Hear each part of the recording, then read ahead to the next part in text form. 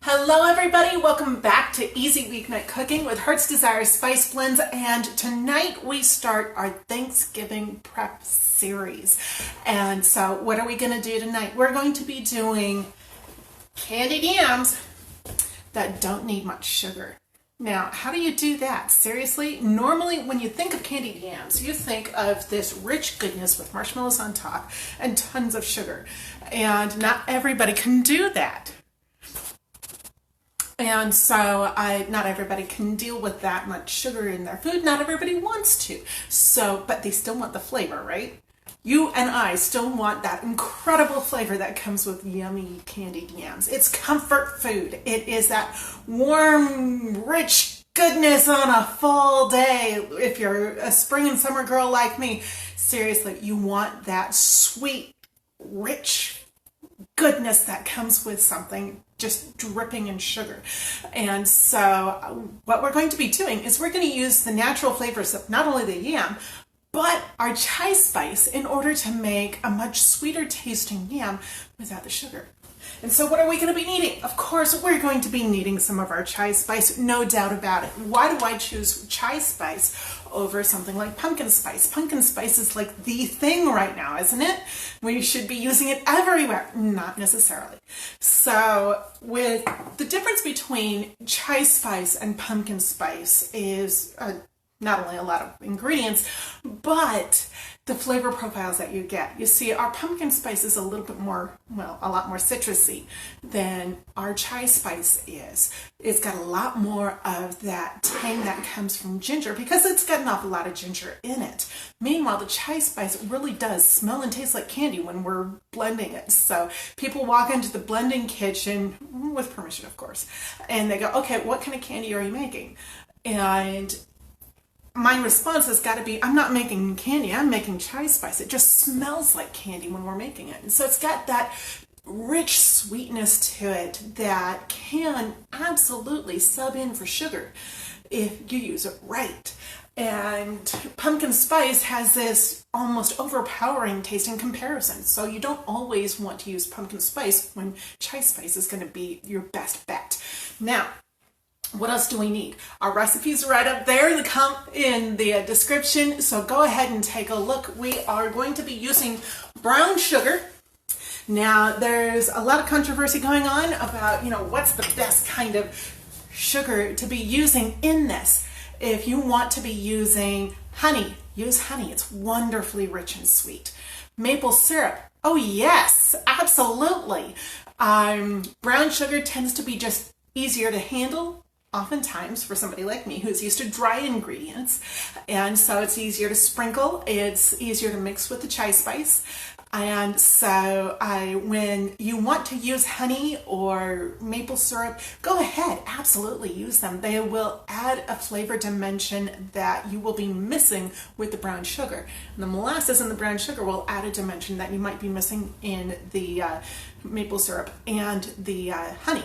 So absolutely, your choice. They all do very, very well. What else are we going to need? Of course, butter. Absolutely. So we need butter, brown sugar, yams, of course, and chai spice. And so we're not going to be using a whole ton of this. And hello, Maureen. How are you? I don't think I've seen you for a couple of weeks. Well, I saw you on Saturday, but here. Anyway, okay, I just got squirreled by myself. I love it when that happens, seriously. Anyway, so we're going to be doing super duper simple with this. Our recipe is right up there, like I said, and I've got to do this by memory because I don't have a recipe in front of me this time, but it's pretty much all the same. So we're going to start off. You want to start off with a clean yam. We're going to be doing a single yam recipe. That way it's a lot easier to scale up instead of scaling down. If you're doing candied yams for only one or two, go for the single yam, people. And if you're doing candied yams for a crowd, you're going to be going for 5, 6, 8 yams. So just scale up with whatever you need with this recipe. So I'm also going to give you a cheat. If you're not doing this over a sink, grab a paper plate because we're going to be peeling this baby. Now, if you're not going to mash these up afterwards, absolutely, you can leave the peel on. It's actually really good. Not everybody likes the peel. So, of course, you know, going for the old standby, we normally peel our yams, right? But there's a lot of nutrients in that peel that you can absolutely keep, and it's really great stuff. So, what you need to do is also get a knife. Mine's right over here.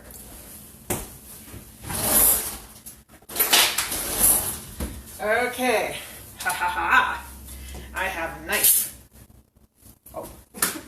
So go ahead and take off the root end and the stem end real quick. Oftentimes, one is already broken off and kind of getting funky on the end. So any funkified pieces on here, you're going to either peel off with the potato peeler, or you're going to actually use your knife on that. And so throw those on your paper plate and break out your peeler. So, awesome. I love it when you can actually make a mess on something that's a lot easier to throw away than, you know, scraping out your sink. So, getting something over here, a bowl, a plate, whatever, to put the peels on is going to save you some cleanup later. I love that.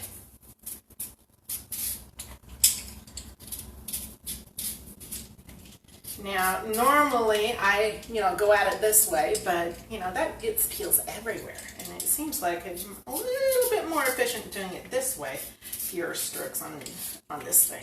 Cutting off less of that meat. Okay. And it doesn't have to be perfect.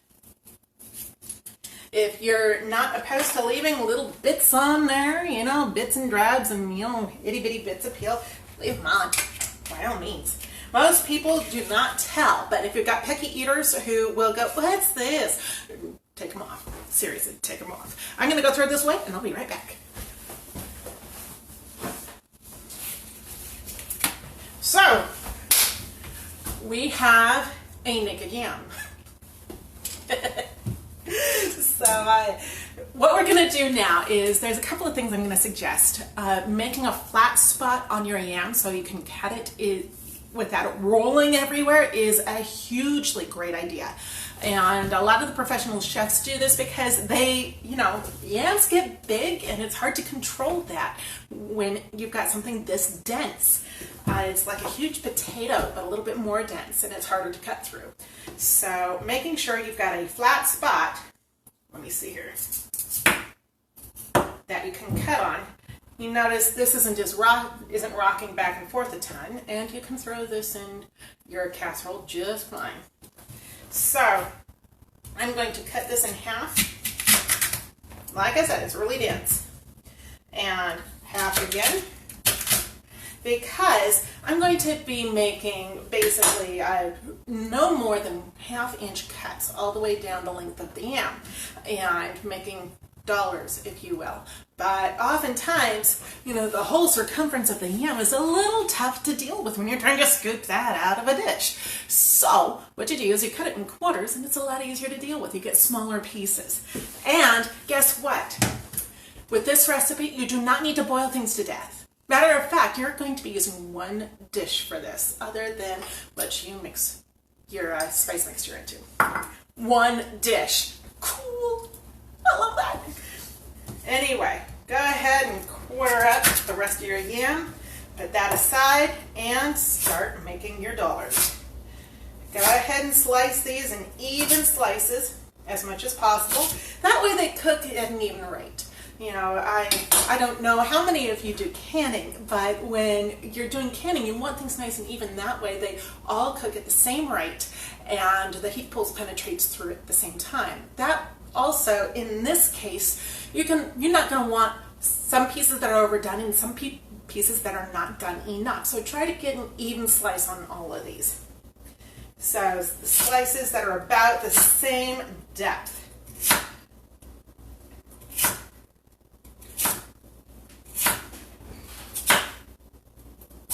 There we go. There's one.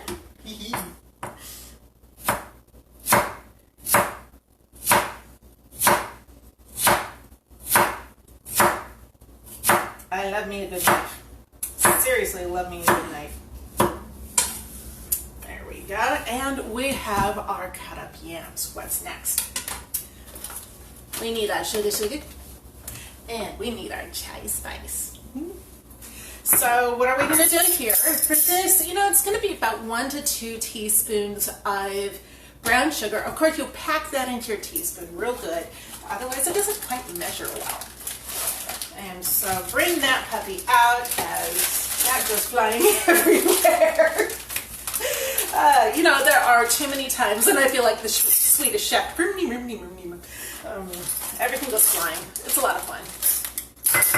I never said I was a clean cook. Just a good one. Okay, press that on in there.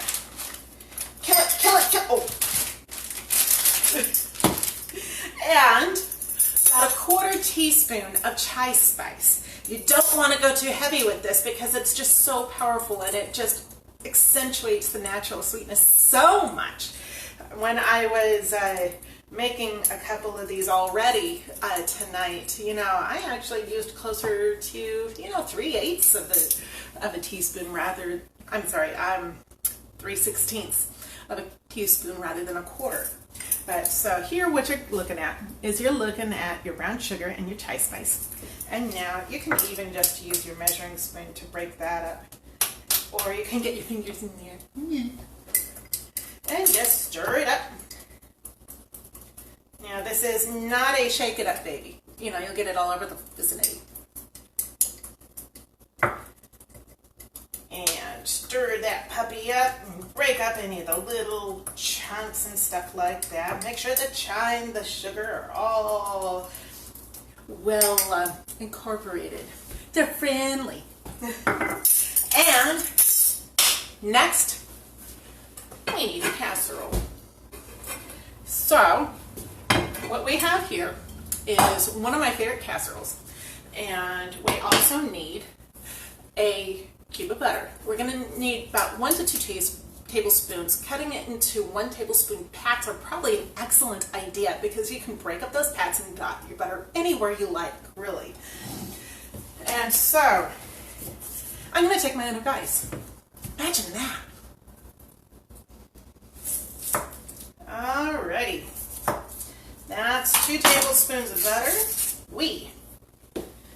And I'm going to take these, put them in a single layer. And it can be a well-packed layer if you like, but everything has good contact with the bottom of the casserole. And you can play Tetris to your heart's delight if you're somebody like me. It's gotta be perfect! No, maybe not, but close. Okay, fit those puppies on in there.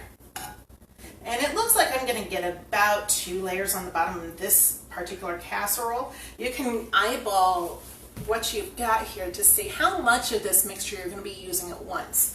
Now, if you just have too much of the mixture, that's okay. If you don't have enough of the mixture, well, make more. That's the beauty about this, right? Seriously, it's a great beauty about this. Okay, I need one of my cubes of my pats of butter. Come here. And you guys are probably going to want to come a little closer. There we go. And let's see here. There we are. Yes. Now you got a good bird's eye view of this. And what we're going to do is we're going to break up just little pats and break them off of your tablespoon of butter and just kind of spread them randomly around. About a tablespoon per layer, depending on the size of your layer. And so just randomly around, nice and even. And now you can use your measuring spoons for this if your fingers are a little bit too buttery. And just do the sprinkle. And yeah, there we go. That chai spice is really aromatic tonight. And I'm loving this. Seriously loving this. So, ooh, yummy. Smells like cookies. Go ahead and put in your second layer. Put these on top of your pats of butter because you're going to be putting more butter on top of this. And you can overlap these pieces right in the holes. You notice right there, I've got a big old hole in there. So go ahead and overlap these pieces on the larger holes and just have fun. Seriously. I don't know anybody who didn't want to have fun in the kitchen. I mean, even people who don't like to cook, they don't like to cook because they think it's no fun. So, yes, we need to have fun in the kitchen. Definitely, definitely. Then again, I'm just a fun-loving gal, so go figure. Absolutely, go figure. Alrighty, we got a few more just random pieces that we can sprinkle in. And there we go. We have beauty in a bowl at this point. Just beautiful stuff. Grab the rest of your butter. And with this kind of stuff, I don't know if you can ever have too much butter, seriously. But if you're watching your fat, 2 tablespoons is probably going to be all that you really want in there. But I definitely want something like this for the flavor. There's not quite anything like the flavor of real butter. There's a reason why, you know, there's margarine out there that says, I can't believe it's not butter. Okay, there we go. Now, how easy is that? You are now ready to go into a 350-degree oven for between 45 minutes and an hour. And these took about 45 minutes, just like this. And so, I'm going to suggest you cover this because you want... I've got, there we go, because really you want a lot of that native, the steam that's going to be generated from the yam to stay in there and cook the rest of the yam. So that means flavor, that means all sorts of really great stuff going on in this right here. And so I need to wash my hands. I'll be right back, guys.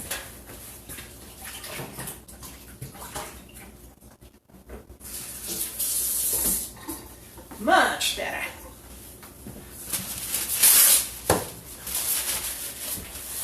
Okay, so we are ready to go on to the next step of this. Some of you guys like chunks, some of you guys like a yam that's really nice and smooth. And by the way, you can do the same thing with sweet potatoes if your family prefers sweet potatoes. Some people are allergic to yams or sweet potatoes, but not allergic to the other one. You never know. So they're interchangeable if you ask me. Other than that, yams tend to be sweeter. So I've got some cool stuff to show you right over here. Woo, warm. Alrighty. This, my friends, is what you get after you've been doing this. Isn't that gorgeous? And look at that steam. Seriously, it's wonderful stuff. And it smells fantastic. Now, I've done 2 of these because, you know, honestly, some of you guys want it like this. Some of you guys want it all mixed up. And so what you're going to do at this point, if you're going to want to make sure everything is blended well and smooth like mashed potatoes, you're going to be doing this in a bowl-like container. And that way, you can just grab your beaters, yay, and go to town. Sprinkle a little bit more chai on top, and you've got a great garnish. And it looks fabulous once you clean up the rim of the bowl. So let's check this out. Oh, yeah, yes.